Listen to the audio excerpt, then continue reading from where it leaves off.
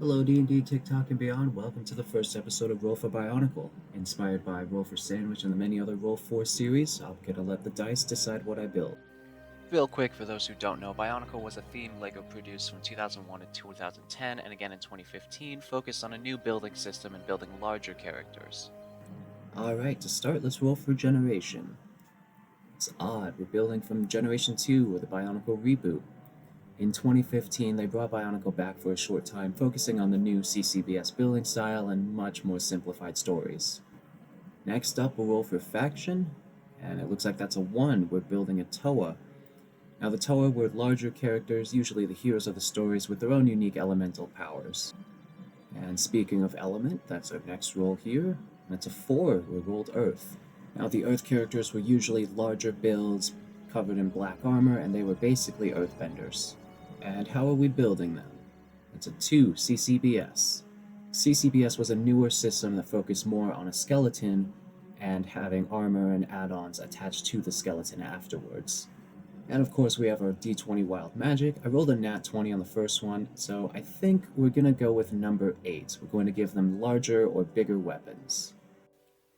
Alright, so for whatever reason, my screen recording software didn't capture the entire build process. I just got bits and pieces here. I started with the 2015 Toa Onua set, and I slimmed down the torso a bit, and we're remaking all the limbs. I did not like how short and stocky they made the character. You can see there's actually a Generation 1 mask on here. A lot of the Generation 2 masks were not in Stud.io or Studio, whatever you want to call it, and I didn't feel like making it myself for this build. Here we're at the arms. I tried a couple things with the claws, different weapons, different configurations. There's a bit of the legs. I added a bunch of extra detail on the actual bone pieces just because they're very bare and empty without it, and it gives it more of a robotic design. Here's a little 360 of the character once it was finished.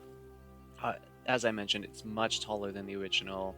You can really see some of those robotic details that I added to the back of the legs and inside the upper legs. Um, the claws are a little smaller than I liked, but I feel like that was more proportional. Okay, so here we have just some of the final renders. Just posted them around a few times, rendered these out in Stud.io. I did do a couple variants with like the purple accent color, maybe a gold one. I don't know where the shoulder pads went. I think it was an issue because they're custom parts, but either way, I'll see you guys in the next one. Hope you enjoyed.